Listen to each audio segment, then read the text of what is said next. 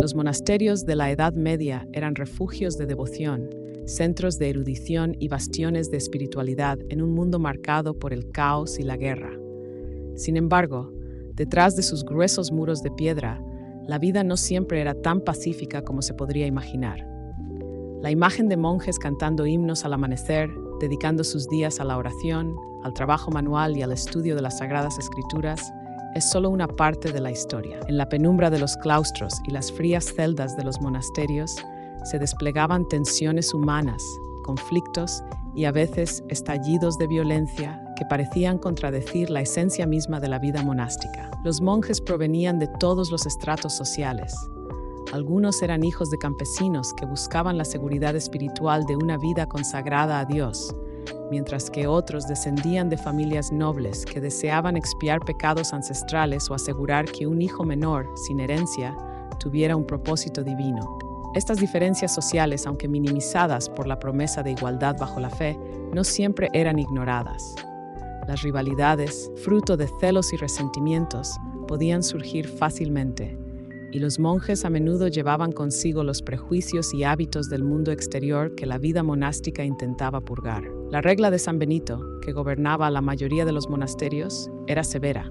A los monjes se les exigía obediencia absoluta, pobreza total y una dedicación sin límites a la oración y al trabajo. Sin embargo, esta estricta disciplina no siempre impedía el surgimiento de conflictos. Las jerarquías dentro del monasterio eran rígidas. El abad tenía un poder indiscutible y los monjes más jóvenes o recién llegados, conocidos como novicios, estaban sujetos a la autoridad de sus superiores. Estas estructuras a veces generaban abusos de poder. Un abad podía, en su celo por imponer orden, recurrir a medidas drásticas, incluyendo el castigo físico. La flagelación era un método común para disciplinar a aquellos que transgredían las reglas, y aunque se justificaba como un medio de expiación, la violencia de estas correcciones podía dejar marcas tanto en el cuerpo como en el alma de los castigados. Las celdas monásticas, pequeñas y austeras, eran espacios de contemplación, pero también escenarios de aislamiento y desesperación. Los monjes pasaban largos periodos de silencio, donde solo el eco de sus propios pensamientos les hacía compañía. En tales condiciones, no era raro que la mente cediera al sufrimiento, y en ocasiones los brotes de locura o de ira incontenible podían derivar en peleas. Un simple desacuerdo sobre el uso de una herramienta en el jardín, la asignación de tareas en la cocina o incluso el modo correcto de entonar un salmo podía provocar confrontaciones. Estas disputas, aunque generalmente reprimidas, a veces estallaban con una violencia que sorprendía a los testigos. La envidia también era un pecado que podía sembrar discordia en el corazón del claustro. Algunos monjes, celosos del favor que otros gozaban del abad o envidiosos de la habilidad de un hermano en el arte de la copia de manuscritos, podían sucumbir a tentaciones oscuras. Se han registrado historias de libros valiosos saboteados, páginas arrancadas o manuscritos sagrados arruinados con tinta. Estas acciones, aunque aparentemente insignificantes en comparación con los actos de violencia física, demostraban la lucha interna que muchos monjes experimentaban al tratar de domar sus pasiones humanas. No obstante, la violencia no siempre se limitaba a conflictos internos.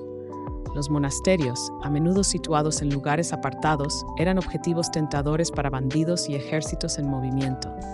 Las riquezas acumuladas en forma de reliquias sagradas, cálices de oro y valiosas Biblias iluminadas eran difíciles de proteger, y en tiempos de guerra o revueltas, los muros del monasterio podían no ser suficientes para detener a los saqueadores. En tales situaciones, los monjes a veces se veían obligados a defenderse, ya fuera usando herramientas agrícolas convertidas en armas, o en casos más extremos, recurriendo a la ayuda de la nobleza local.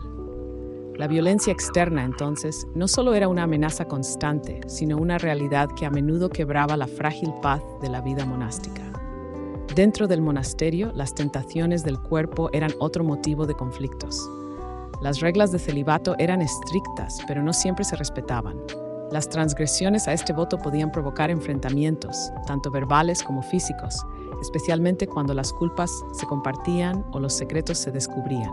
Las confesiones, en teoría un acto de arrepentimiento y reconciliación, a veces se convertían en armas. Un monje podía usar el conocimiento adquirido en secreto para manipular o chantajear a otro, y las acusaciones veladas en el capítulo, el encuentro diario donde se leían las faltas, podían ser tan afiladas como cuchillas.